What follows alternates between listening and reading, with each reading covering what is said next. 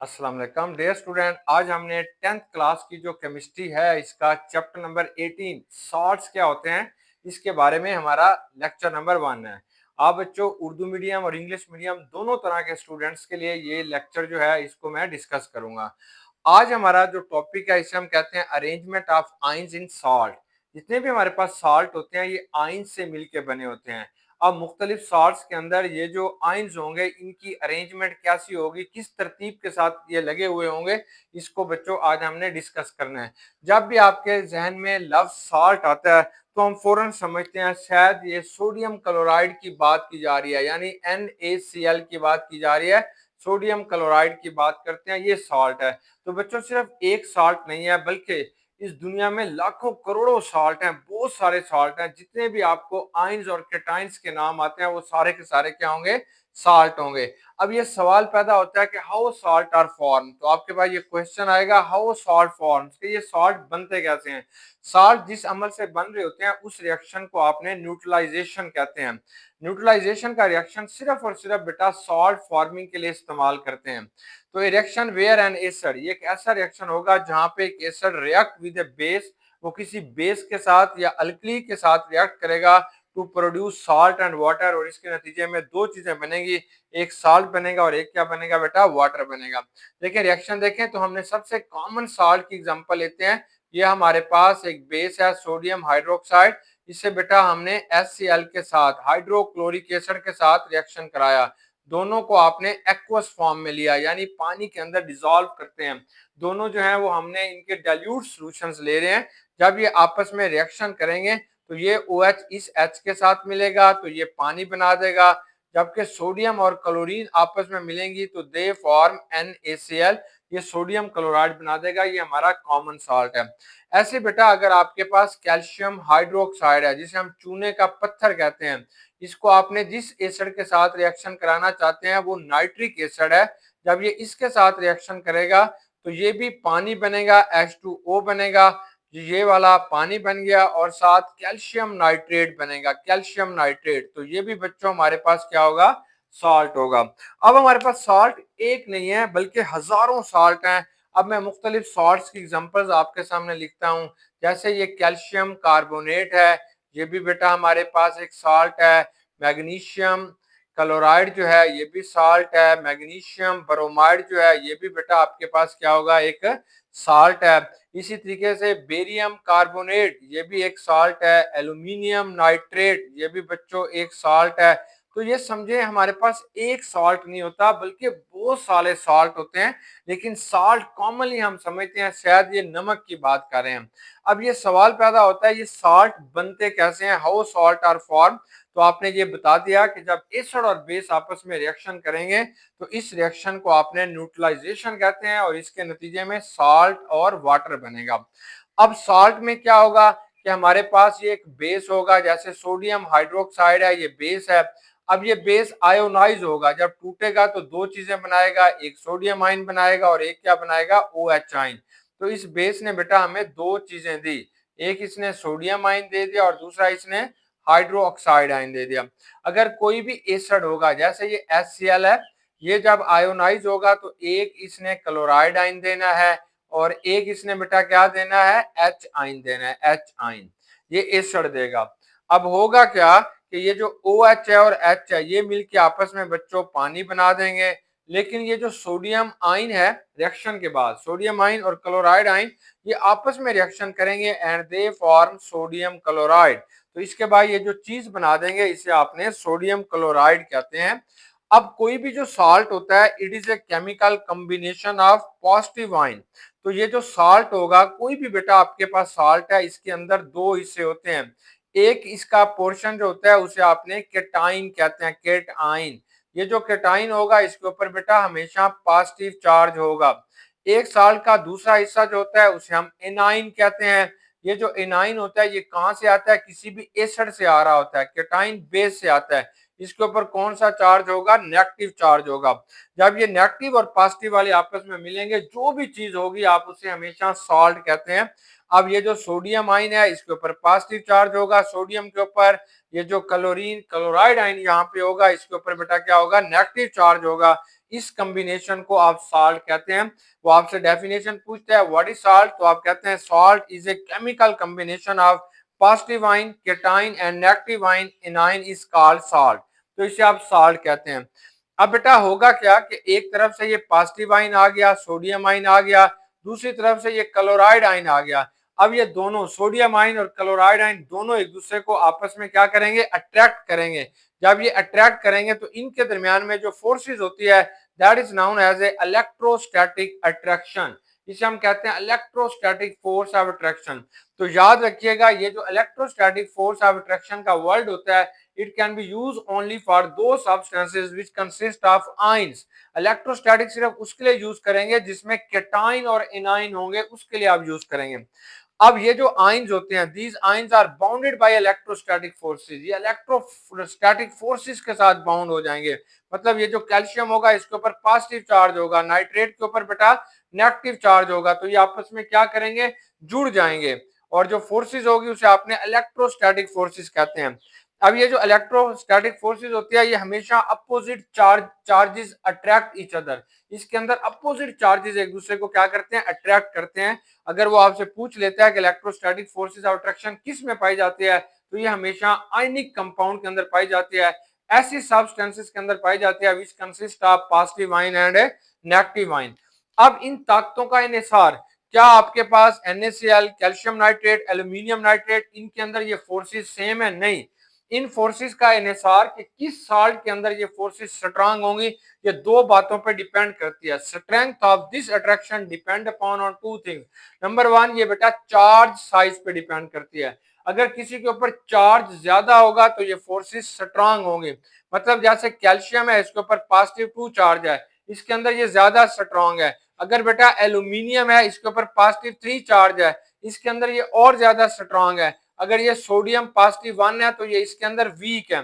तो सबसे ज्यादा सोडियम आयन में ये वीक होंगी, फिर कैल्शियम आयन के अंदर और स्ट्रांग होंगी, और एल्यूमिनियम आयन के अंदर बेटा और ज्यादा स्ट्रांग होंगी। क्योंकि जैसे जैसे इसके ऊपर चार्जेस ज्यादा आते जाएंगे ये फोर्सेस क्या होती जाएंगी, स्ट्रांग होती जाएंगी। अगर इन सब में बेटा क्लोराइड आयन आप सेम ले लें तो आपसे क्वेश्चन पूछता है किसका मेल्टिंग पॉइंट ज्यादा है, सोडियम क्लोराइड का ज्यादा है, कैल्शियम क्लोराइड का ज्यादा है, या एल्यूमिनियम क्लोराइड का ज्यादा है। तो आप कहेंगे सबसे कम सोडियम क्लोराइड का मेल्टिंग पॉइंट होगा, फिर इससे ज्यादा कैल्शियम क्लोराइड का होगा, और सबसे ज्यादा एल्यूमिनियम क्लोराइड का होगा। Why? Because it has a greater charge as compare to calcium and sodium ion. अब दूसरा जो इसका फैक्टर होता है उसे हम कहते हैं डिस्टेंस बिटवीन आयंस, जिसके ऊपर चार्ज ज्यादा हो जाता है। अब ये दो आयंस है, ये केटाइन है और बेटा ये इनाइन है, इनके दरमियान में जितना फासला कम होगा ये उतना ज्यादा ये फोर्सेस क्या होंगी, स्ट्रांग हो जाएंगी। अब बेटा ये जो एल्यूमिनियम आयन है ये सबसे छोटा है, इसलिए एल्यूमिनियम आयन और क्लोराइड आयन के पेयर के अंदर ये स्ट्रांग फोर्सेस है। स्ट्रांग अट्रैक्शन जो होती है, अगर other ions stronger the attraction, अगर ये आयन क्लोज होंगे तो इनके दरमियान में अट्रैक्शन क्या हो जाएगी, स्ट्रांग हो जाएगी। अगर ये किसी भी मतलब जैसे एल्यूमिनियम क्लोराइड है, इसके अंदर हमने कह दिया कि इलेक्ट्रोस्टैटिक फोर्सेस ऑफ अट्रैक्शन सबसे ज्यादा स्ट्रांग है। जब ये सबसे ज्यादा स्ट्रांग है तो आयनिक कंपाउंड को क्या फायदा होगा, तो आयनिक कंपाउंड के अंदर ये बेटा दो चीजें आ जाएंगी, दो इंपॉर्टेंट खसूसियात इसके अंदर आ जाएंगी। नंबर वन, जितने भी आयनिक कंपाउंड होते हैं they are solid at room temperature. जितने भी आयनिक कंपाउंड है, NaCl है, पोटेशियम नाइट्रेट, एल्यूमिनियम नाइट्रेट, जो भी आपको नाम आता है, कॉपर सल्फेट है, आयरन सल्फेट है, सारे के सारे रूम टेम्परेचर के ऊपर क्या होते हैं, सॉलिड होते हैं। पहला क्वेश्चन आपसे वो पूछते हैं why ionic compound are solid at room temperature, ये रूम टेम्परेचर के ऊपर क्यों सॉलिड होते हैं, तो इसका जवाब आप लिखेंगे because they have a strong electrostatic forces of attraction between their opposite ions.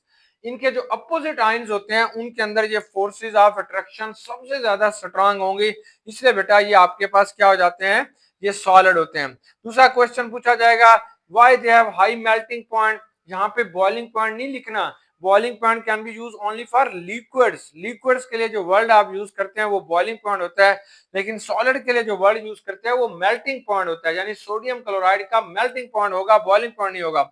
अब ये जो सोडियम क्लोराइड है इसका मेल्टिंग पॉइंट आप जानते हैं कितना है? सोडियम क्लोराइड का बेटा मेल्टिंग पॉइंट 801 डिग्री सेंटीग्रेड है, 801 डिग्री सेंटीग्रेड है।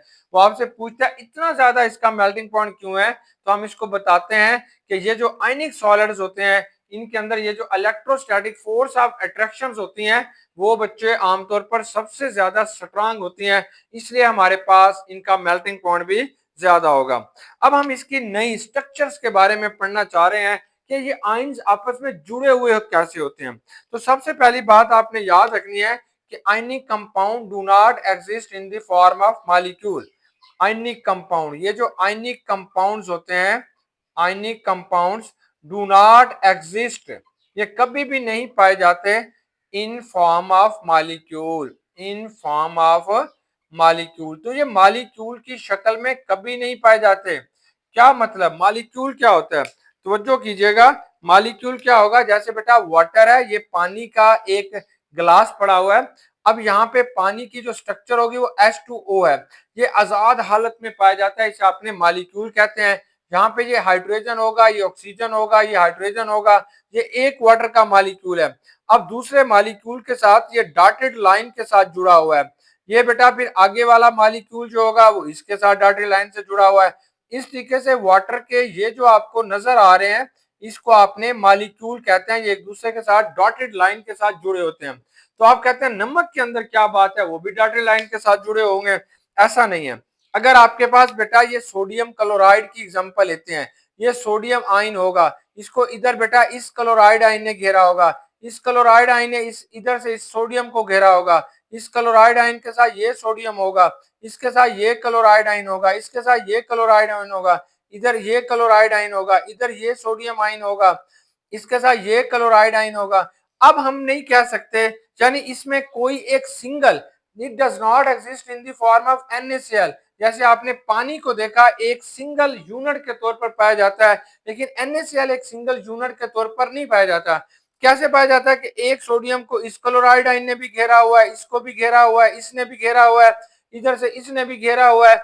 एक सोडियम को तकरीबन 6 क्लोराइड आयन घेरे होते हैं, तो इसलिए हम इसे कहते हैं ये एक इंडिपेंडेंट यूनिट के तौर पर नहीं पाया जाता। Due to this reason they do not exist in the form of molecules. अब हमें नहीं पता कि ये जो सोडियम आयन है इसका क्लोराइड आयन कौन सा है, ये इसका क्लोराइड आयन है, ये है, कौन सा है, सबके साथ ये जुड़ा हुआ है, इसलिए हम कहते हैं ये आजादाना तौर पर इंडिपेंडेंट मॉलिक्यूल के तौर पर नहीं पाया जाता। Due to this reason do not exist in the form of molecules. अब ये जो आयन्स होते हैं, ये अपोजिट आयन्स होते हैं, ये अपने आप को बेटा अरेंज करते हैं। जब ये अरेंज करते हैं तो ये एक बड़ा सारा नेट बना देते हैं, जैसे वॉलीबॉल खेलने वाला नेट होता है, बैडमिंटन खेलने वाला एक नेट होता है, इस तरीके से एक नेट बन जाएगा, उसे आपने क्रिस्टल लैटिस कहते हैं। लैटिस का मतलब क्या होता है? नेट। जैसे वॉलीबॉल का नेट होगा कि एक है इससे जुड़ा हुआ है, फिर दूसरा, फिर तीसरा, ये इस तरीके से आपस में जुड़े हुए हैं ये डब्बे, और फिर ये बच्चे हमारे पास एक नेट बना हुआ है, इसको हम लैटिस कहते हैं। अब हम क्या कहते हैं कि ये जो अपोजिट आयन्स होते हैं ये आपस में जुड़ते चले जा रहे हैं, और इसकी इस अरेंजमेंट को आप कहते हैं crystal lattice. Arrangement of ions in A crystal is called crystal lattice. ये इसकी सिंपल डेफिनेशन में लिख देता हूं कि अरेंजमेंट ऑफ आयन्स, ये हमारे पास ये क्या होगा, ये बच्चों हमारे पास होगा अरेंजमेंट ऑफ आयन्स। ये जो आयन्स होते हैं इनकी अरेंजमेंट पाई जाती है, arrangement of ions in A crystal, in A crystal, किसी भी क्रिस्टल के अंदर जो आयन्स की अरेंजमेंट होगी इस कॉल्ड क्रिस्टल लैटिस। तो आपने इसके लिए जो वर्ड यूज कर लेना है क्रिस्टल लैटिस कहते हैं कि ये जो अरेंजमेंट पाई जाएगी। अब बच्चों हमने इसे 3 डिमेंशनल के साथ जो है कंपेयर करते हैं, फिर हम देखते हैं कि ये जो आयन्स होते हैं ये 3 डिमेंशनल अरेंजमेंट के अंदर पाई जाएंगे। जो हमारी बुक के अंदर लिखी हुई है उसको हम डेफिनेशन को लिखते हैं, तो हम क्या कहेंगे, अपोजिट आयन्स। क्योंकि ये जो अपोजिट आयन्स होते हैं ये हमारी बुक वाली डेफिनेशन है, ये आसान डेफिनेशन है, ये बुक वाली डेफिनेशन है। अपोजिट चार्ज आयन, ऐसे बेटा जिनके ऊपर अपोजिट चार्ज होता है, अपोजिट चार्ज आयन्स जो होते हैं वो क्या करते हैं, ions are arrange themself, ions are arrange, ये क्या करेंगे, ये अपने आप को बच्चों अरेंज करते हैं, अरेंज themselves, ये अपने आप को अरेंज कर रहे हैं, themselves ये अपने आप को अरेंज कर रहे हैं इन ए रेगुलर, रेगुलर कहते हैं खास तरतीब के साथ, in a regular and repeating pattern, and repeating कहते हैं बार बार अपने आप को रिपीट कर देना, एंड रिपीटिंग पैटर्न, और ये रिपीटिंग पैटर्न से बेटा अपने आप को रिपीट कर रहे हैं to give three dimensional, to give इसके बाद ये आपको देंगे, क्या देंगे, three dimensional, three dimensional three dimensional structure, three dimensional network structure, ये थ्री डिमेंशनल नेटवर्क स्ट्रक्चर दे रहे होते हैं, नेटवर्क स्ट्रक्चर दे रहे होते हैं, स्ट्रक्चर देंगे तो इस कॉल्ड क्रिस्टल लैटिस, इस कॉल्ड क्रिस्टल लैटिस, तो इसे बेटा आपने क्रिस्टल लैटिस कहते हैं। अब एक सिंपल डेफिनेशन से क्या मुराद है कि हमारे पास ये जो एक्सिस होते हैं वो तीन होते हैं बच्चों, ये आपके पास क्या होगा, ये आप कह देते हैं जेड एक्सिस है, ये आप कह देते हैं वाई एक्स एक्सिस है, ये आप कह देते हैं वाई एक्सिस है। तो ये जो आइंस होते हैं ये जेड के साथ भी अरेंज होंगे, वाई के साथ भी अरेंज होंगे, हर डिमेंशन में होंगे, यानी arrange themselves in regular and repeating pattern, बार बार अपने आप को रिपीट कर रहे होते हैं इन नेटवर्क स्ट्रक्चर, और एक बड़ी सारी ये स्ट्रक्चर बना के देंगे, इसे आपने क्रिस्टल लैटिस कहते हैं।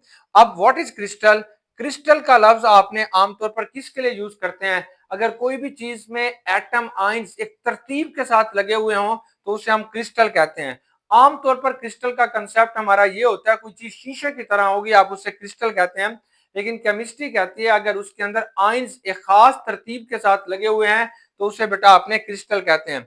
कैसे बच्चों, देखो ये मैं एक तस्वीर बनाता हूं, ये जो आइंस हैं इसको मैं एक तरतीब के साथ लगा रहा हूं, तो इस तरतीब को अगर ये कोई भी आपके पास आयनिक कंपाउंड है तो इसके अंदर ये आयन एक तरतीब के साथ है, मैं इधर से देखता हूं मुझे तरतीब नजर आती है, ऊपर से देखता हूं तरतीब नजर आती है, इधर से देखता हूं तरतीब नजर आती है, इधर से देखता हूं तरतीब नजर आती है, तो अगर ये एक आयनिक कंपाउंड है और इसके अंदर लगे हुए ये आयन एक तरतीब के साथ हैं तो आप इसे क्रिस्टल कहेंगे। अगर बेटा आपके पास कोई तरतीब नहीं है, एक आयन इधर है, एक इधर है, एक इधर है, एक इधर है, तो दैट इज नॉट क्रिस्टलाइन, तो इसे आप क्रिस्टलाइन नहीं कहेंगे।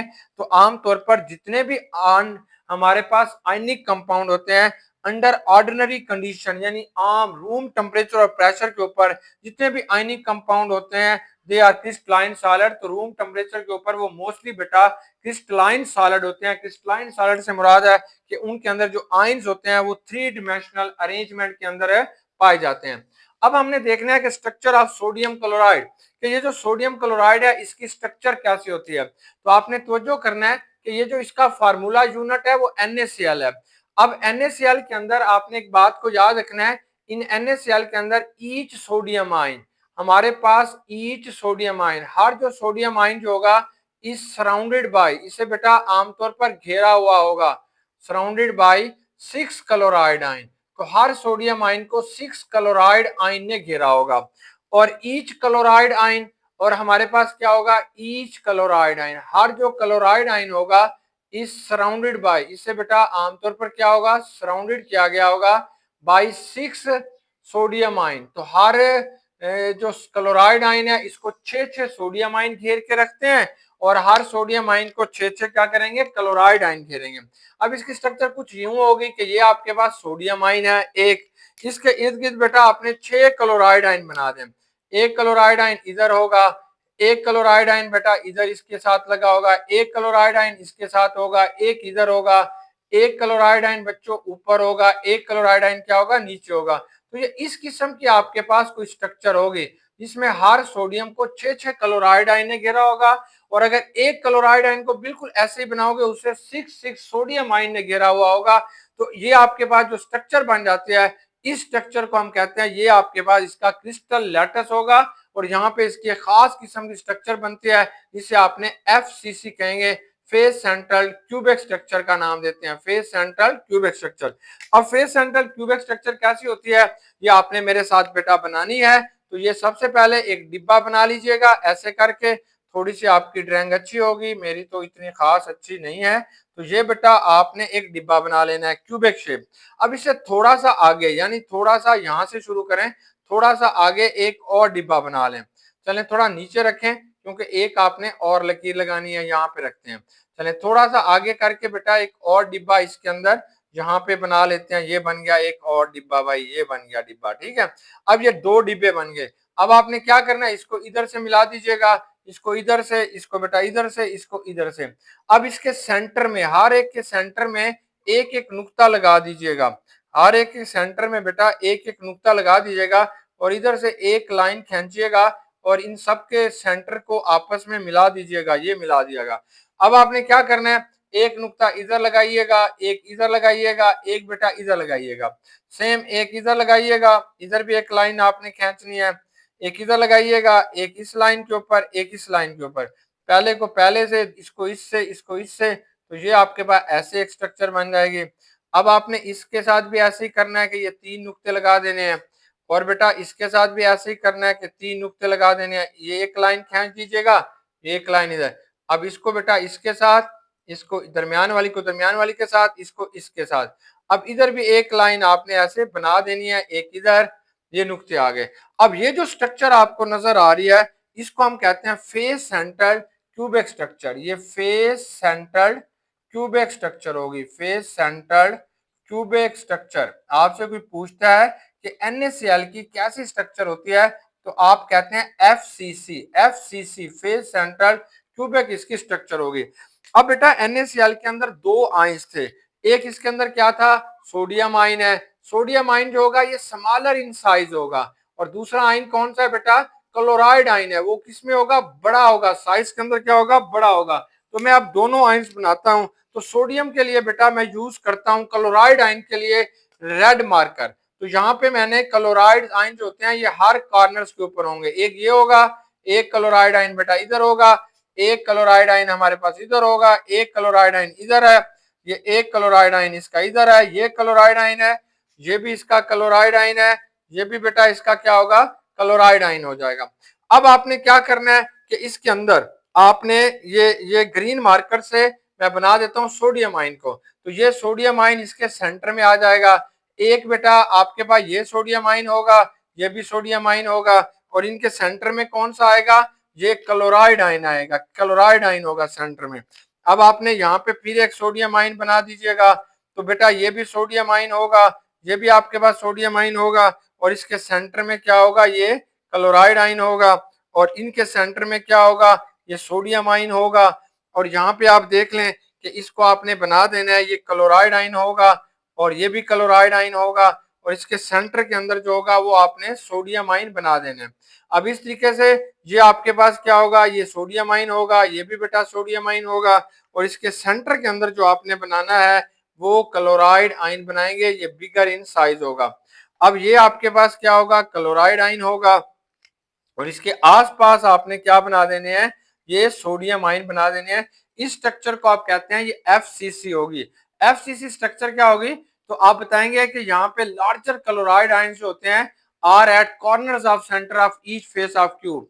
तो यहाँ पे आपने बताना है कि लार्जर, बड़े बड़े, ये बड़े बड़े जो रेड कलर के आपने लिखे हैं लार्जर क्लोराइड आयन, तो हम बता रहे हैं कि ये जो बड़े लार्जर क्लोराइड आयन होते हैं आर आर ये क्या होंगे, are at, are present at, ये आमतौर पर बेटा मौजूद होते हैं, कहाँ मौजूद होंगे, एट कॉर्नर्स, ये कॉर्नर्स के ऊपर मौजूद होते हैं, and centre of each face of cube, and centre of, and centre of each face of cube, each face of cube, ये क्यूब के सेंटर में भी ये मौजूद है, और बेटा ये इसके कॉर्नर्स के ऊपर भी मौजूद है।